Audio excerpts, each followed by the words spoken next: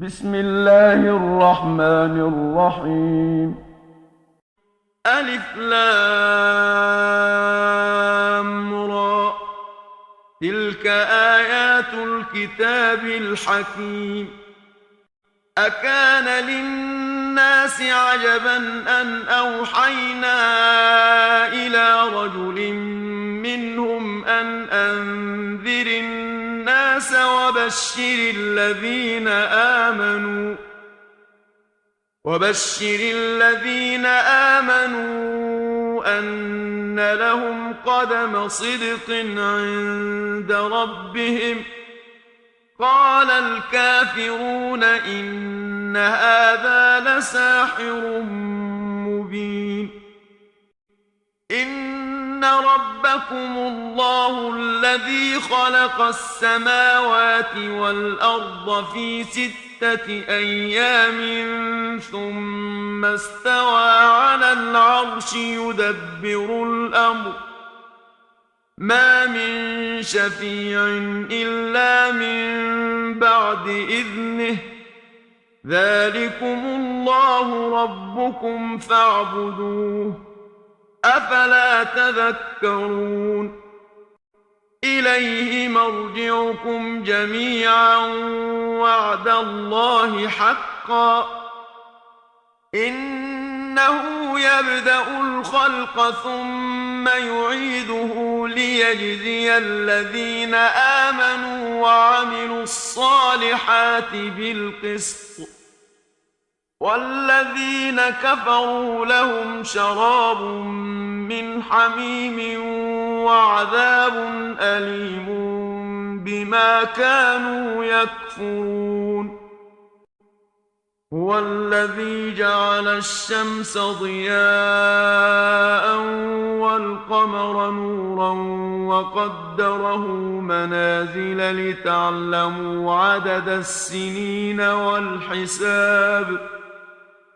ما خلق الله ذلك إلا بالحق.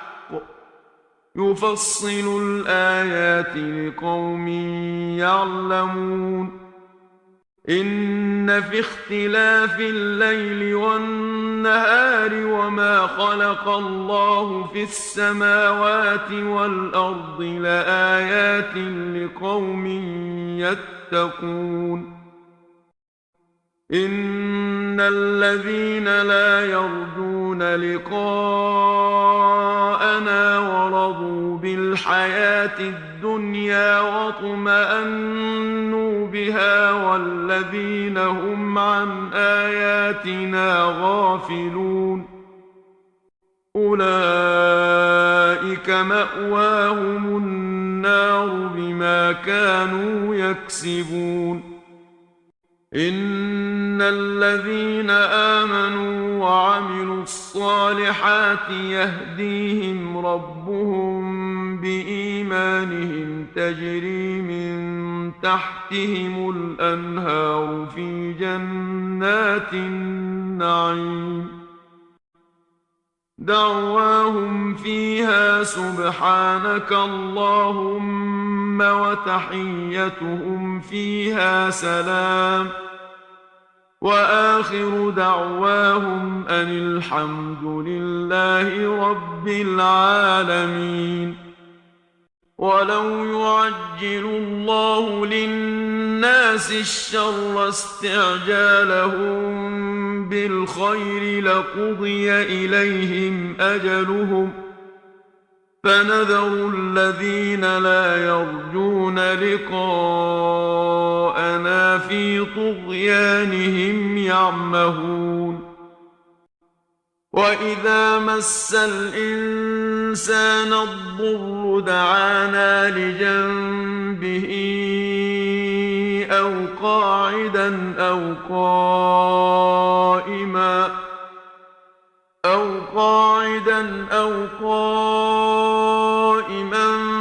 فلما كشفنا عنه ضره مر كأن لم يدعنا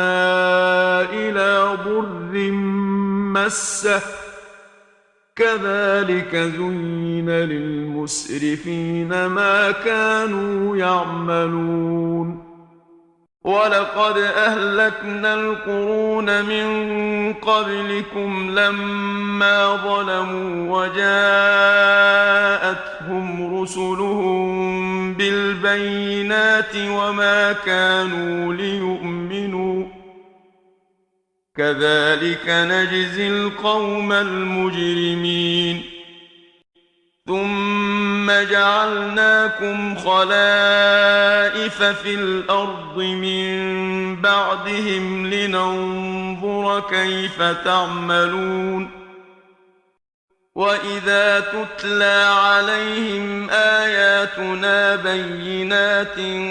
قال الذين لا يرجون لقاء نأت بقرآن غير هذا أو بدله قل ما يكون لي أن أبدله من تلقاء نفسي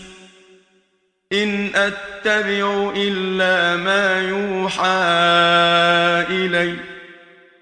إني أخاف إن عصيت ربي عذاب يوم عظيم قل لو شاء الله ما تلوته عليكم ولا أدراكم به فقد لبثت فيكم عمرا من قبله أفلا تعقلون فمن أظلم ممن افترى على الله كذبا أو كذب بآياته إنه لا يفلح المجرمون ويعبدون من دون الله ما لا يضرهم ولا ينفعهم ويقولون هؤلاء شفعاؤنا عند الله قل أتنبئون الله بما لا يعلم في السماوات ولا في الأرض سبحانه وتعالى عما يشركون وما كان الناس إلا أمة واحدة فاختلفوا ولولا كلمة سبقت من ربك لقضي بينهم فيما فيه يختلفون ويقولون لولا أنزل عليه آية من ربه فقل إنما الغيب لله فانتظروا إني معكم من المنتظرين وإذا أذقنا الناس رحمة من بعد ضراء مستهم إذا لهم مكر في آياتنا قل الله أسرع مكرا إن رسلنا يكتبون ما تمكرون هو الذي يسيركم في البر والبحر حتى إذا كنتم في الفلك وجرين بهم بريح طيبة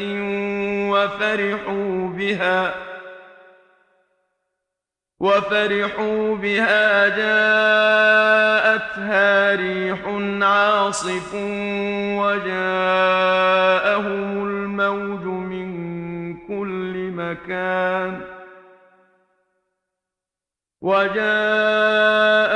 الموج من كل مكان وظنوا أنهم أحيط أحيط بهم دعوا الله مخلصين له الدين لئن أنجيتنا من هذه لنكونن من الشاكرين فلما أنجاهم إذا هم يبغون في الأرض بغير الحق يا أيها الناس إنما بغيكم على أنفسكم متاع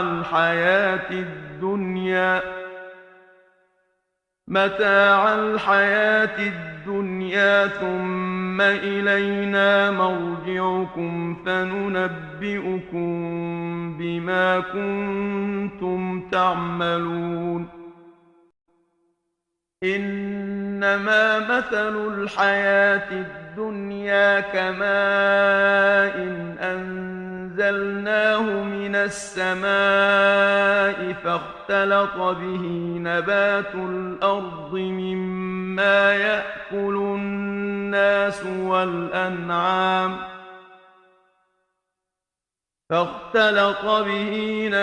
الأرض مما يأكل الناس والأنعام حتى إذا أخذت الأرض زخرفها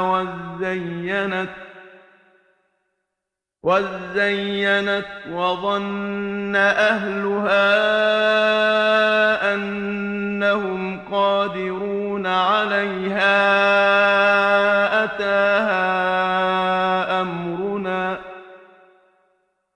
أتاها أمرنا ليلا أو نهارا فجعلناها حصيدا كأن لم تغن بالأمس كذلك نفصل الآيات لقوم يتفكرون والله يدعو إلى دار السلام ويهدي من يشاء إلى صراط مستقيم للذين أحسنوا الحسنى وزيادة ولا يرهق وجوههم قتر ولا ذلة أولئك أصحاب الجنة هم فيها خالدون والذين كسبوا السيئات جزاء سيئة بمثلها وترهقهم ذلة ما لهم من الله من عاصم كأنما أغشيت وجوههم قطعا من الليل مظلما أولئك أصحاب النار هم فيها خالدون ويوم نحشرهم جميعا ثم نقول للذين أشركوا مكانكم أنتم وشركاؤكم فزيلنا بينهم وقال شركاؤهم ما كنتم إيانا تعبدون فكفى بالله شهيدا بيننا وبينكم إن كنا عن عبادتكم لغافلين هنالك تبلو كل نفس ما أسلفت وردوا إلى الله مولاهم الحق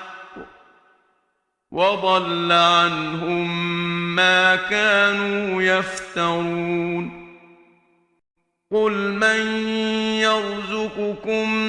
من السماء والأرض أمن يملك السمع والأبصار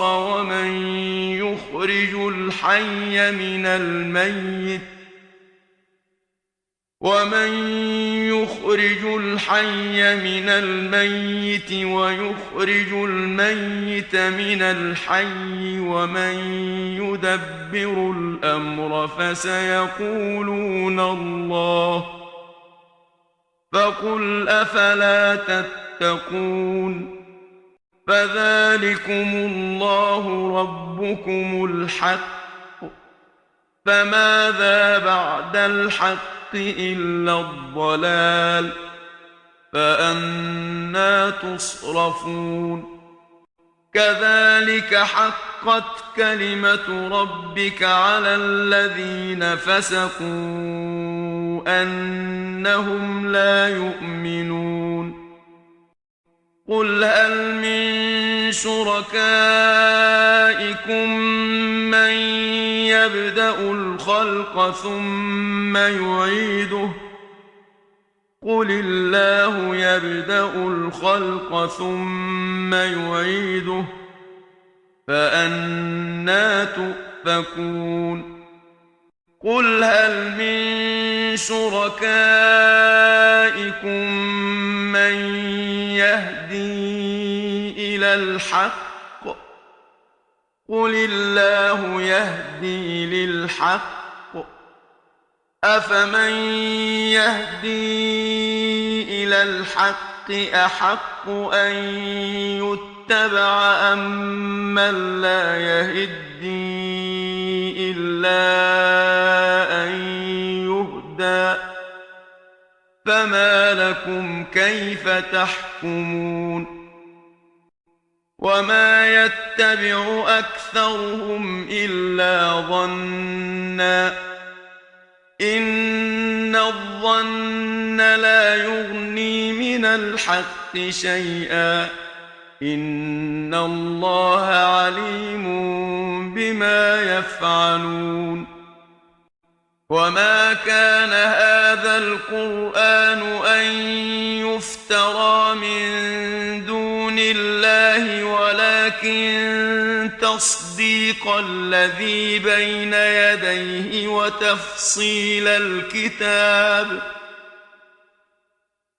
ولكن تصديق الذي بين يديه وتفصيل الكتاب لا ريب فيه من رب العالمين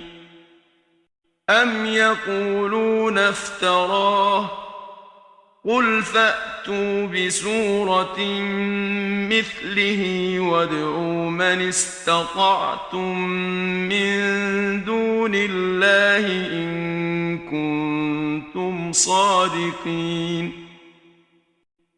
بل كذبوا بما لم يحيطوا بعلمه ولما يأتهم تأويله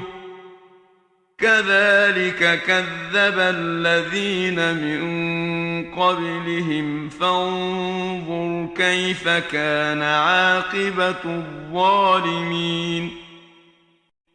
ومنهم من يؤمن به ومنهم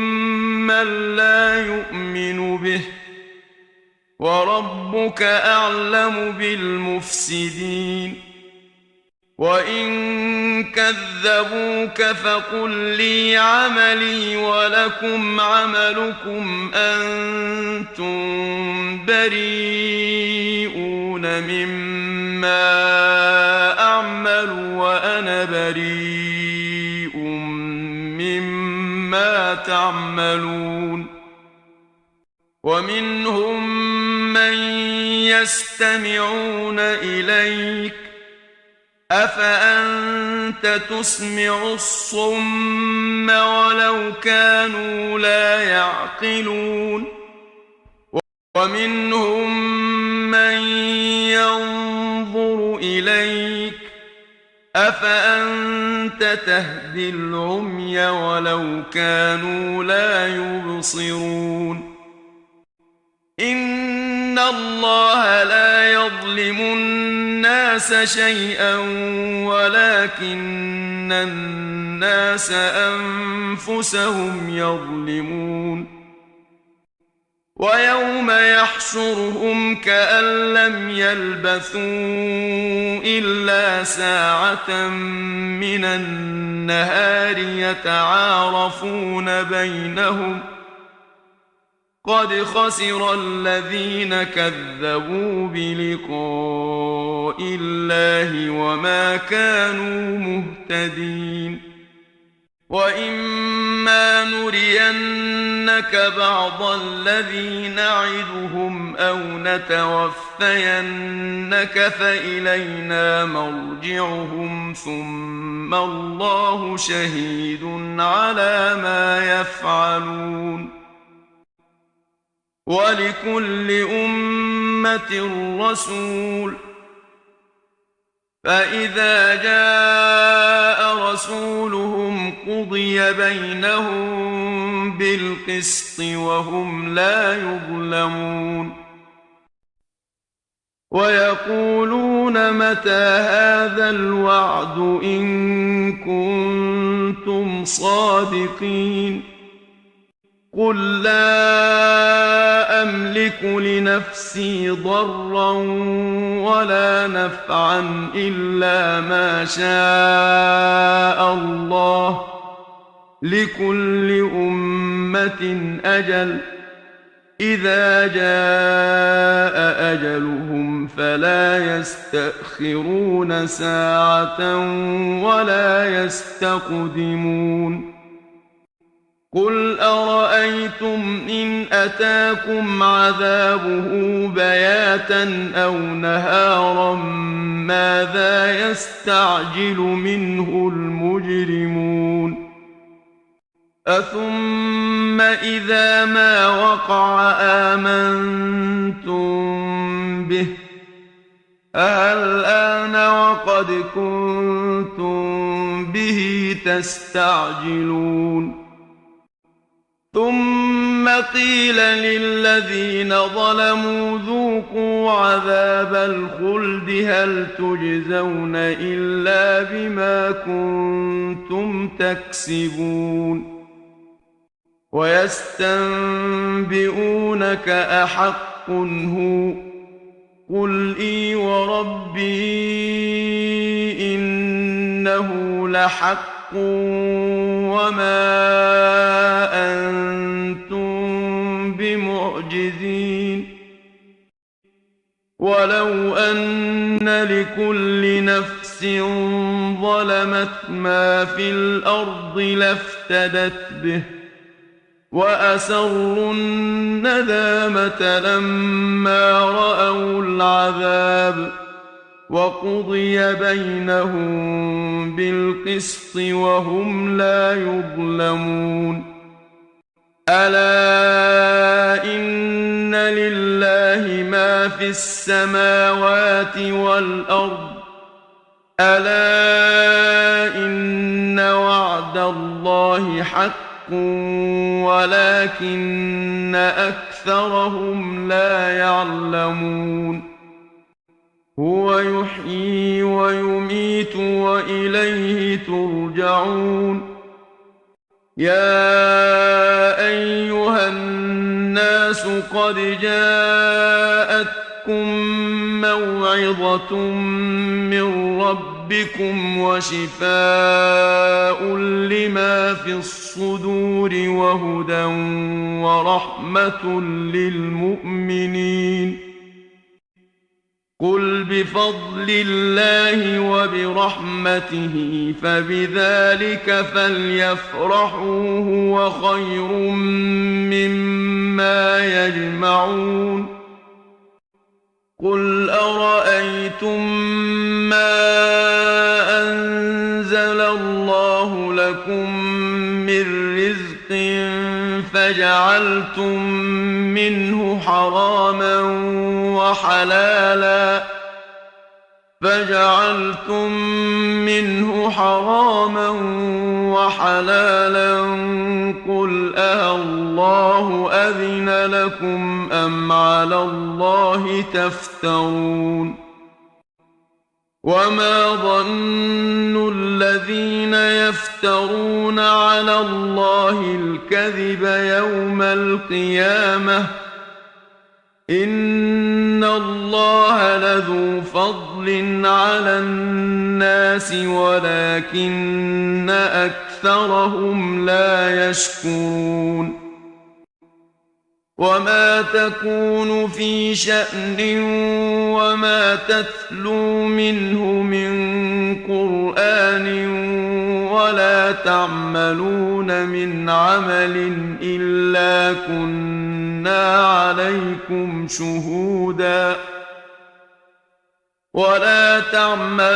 من عمل إلا كنا عليكم شهودا إذ تفيضون فيه وما يعزب عن ربك من مثقال ذرة في الأرض ولا في السماء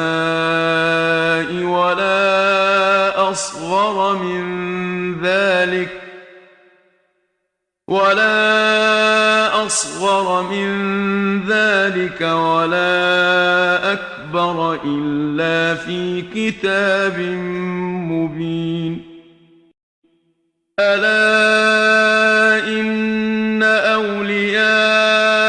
الله لا خوف عليهم ولا هم يحزنون الذين آمنوا وكانوا يتقون لهم البشرى في الحياة الدنيا وفي الآخرة لا تبديل لكلمات الله ذلك هو الفوز العظيم ولا يحزنك قولهم إن العزة لله جميعا هو السميع العليم ألا إن لله من في السماوات ومن في الأرض وما يتبع الذين يدعون من دون الله شركاء إن يتبعون إلا الظن وإن هم إلا يخرصون هو الذي جعل لكم الليل لتسكنوا فيه والنهار مبصرا إن في ذلك لآيات لقوم يسمعون قالوا اتخذ الله ولدا سبحانه هو الغني له ما في السماوات وما في الأرض إن عندكم من سلطان بهذا أتقولون على الله ما لا تعلمون قل إن الذين يفترون على الله الكذب لا يفلحون متاع في الدنيا ثم إلينا مرجعهم ثم نذيقهم العذاب الشديد بما كانوا يكفرون واتل عليهم نبأ نوح إذ قال لقومه يا قوم إن كان كبر عليكم مقامي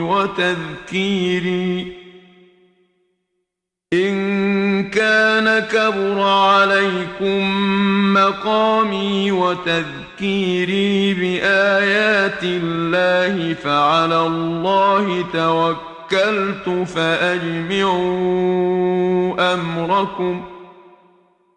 فأجمعوا أمركم وشركاءكم ثم لا يكن أمركم عليكم غمة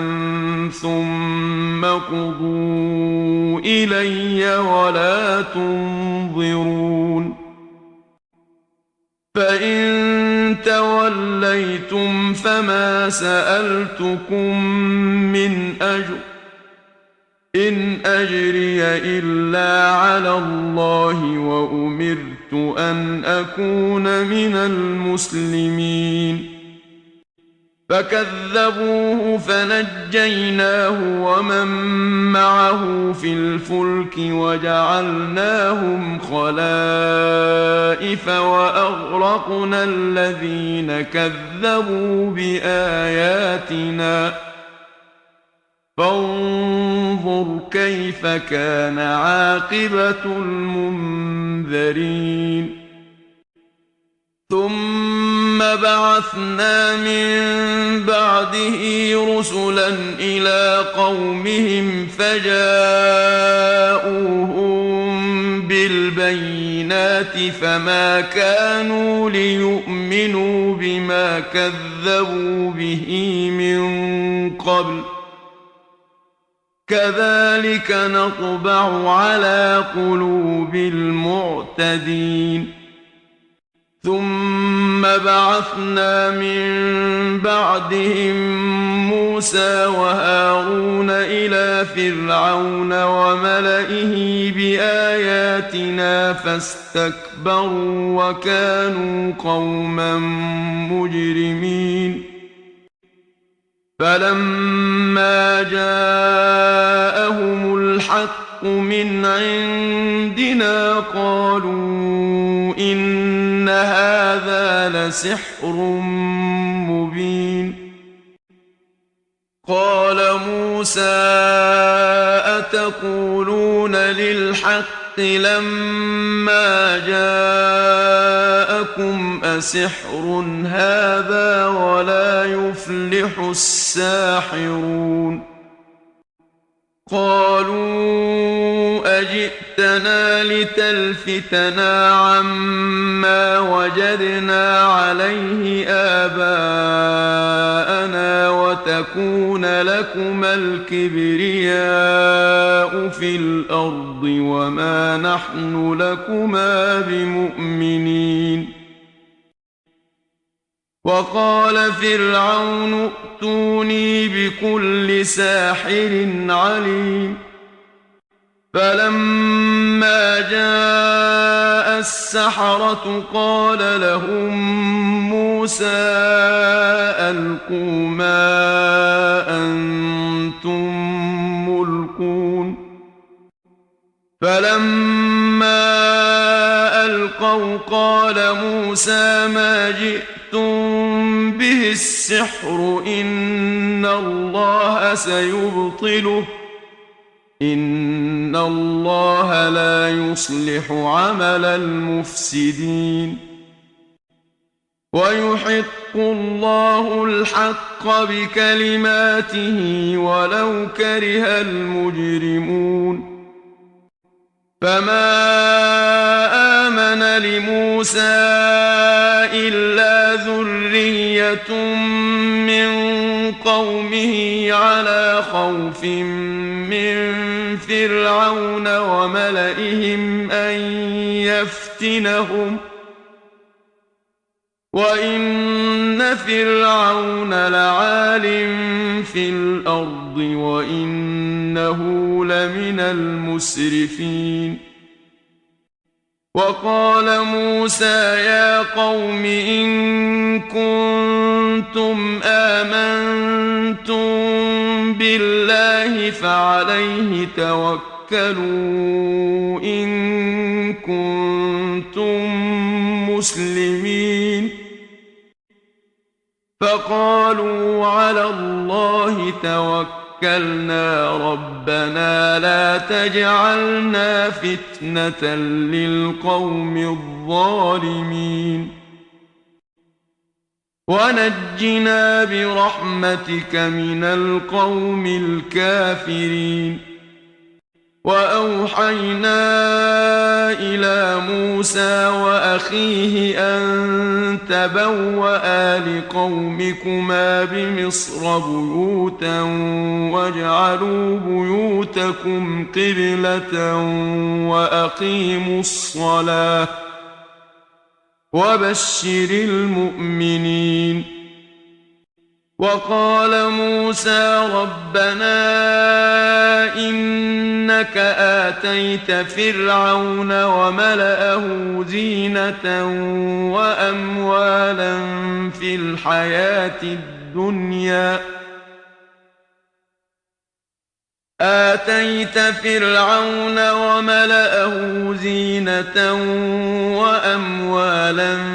الحياة الدنيا ربنا ليضلوا عن سبيلك ربنا اطمس على أموالهم واشدد على قلوبهم فلا يؤمنوا حتى يروا العذاب الأليم. قال قد أجيبت دعوتكما فاستقيما ولا تتبعان سبيل الذين لا يعلمون. وجاوزنا ببني إسرائيل البحر فأتبعهم فرعون وجنوده بغيا وعدوا حتى إذا أدركه الغرق قال آمنت أنه لا إله إلا الذي آمنت به بنو إسرائيل وأنا من المسلمين. الآن وقد عصيت قبل وكنت من المفسدين فاليوم ننجيك ببدنك لتكون لمن خلفك آية وإن كثيرا من الناس عن آياتنا لغافلون.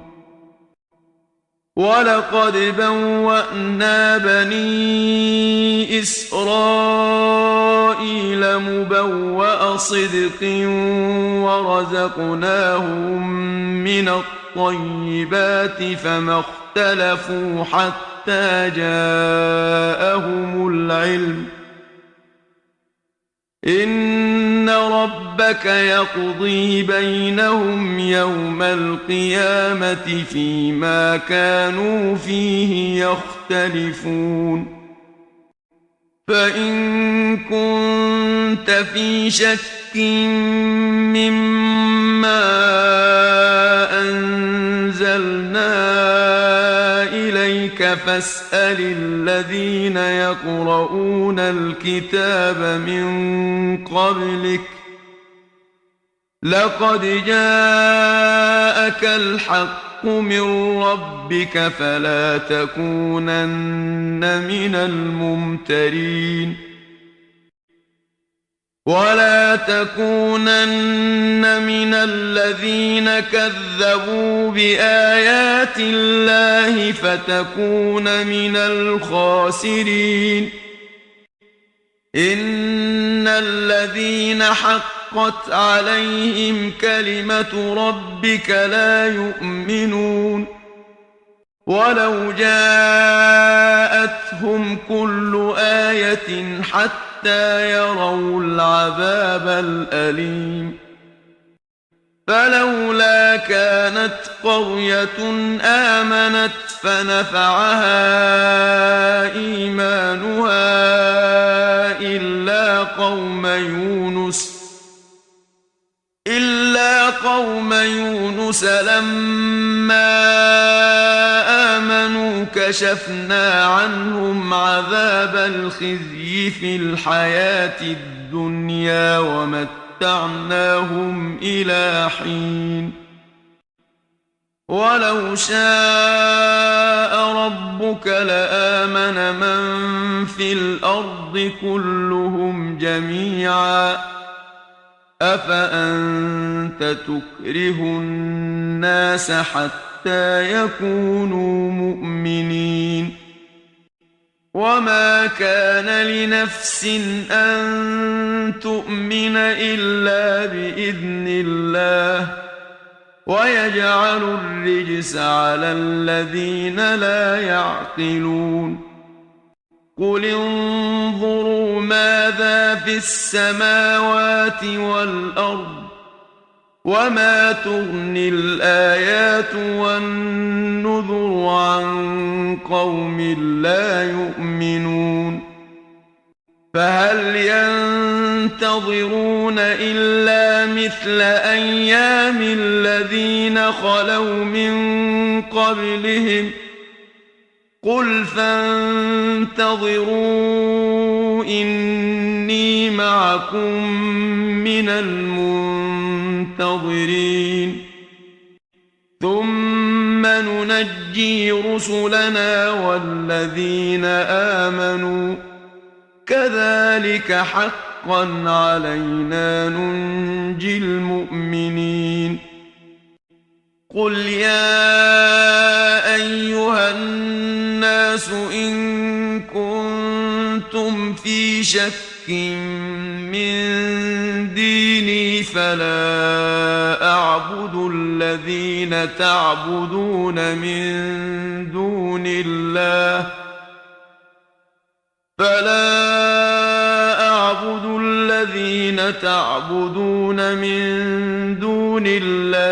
ولكن أعبد الله الذي يتوفاكم وأمرت أن أكون من المؤمنين وأن أقم وجهك للدين حنيفا ولا تكونن من المشركين ولا تدع من دون الله ما لا ينفعك ولا يضرك فإن فعلت فإنك إذا من الظالمين وإن يمسسك الله بضر فلا كاشف له إلا هو وإن يردك بخير فلا راد لفضله يصيب به من يشاء من عباده وهو الغفور الرحيم قل يا أيها الناس قد جاءكم الحق من ربكم فمن اهتدى فإنما يهتدي لنفسه ومن ضل فإنما يضل عليها وما أنا عليكم بوكيل واتبع ما يوحى إليك واصبر حتى يحكم الله وهو خير الحاكمين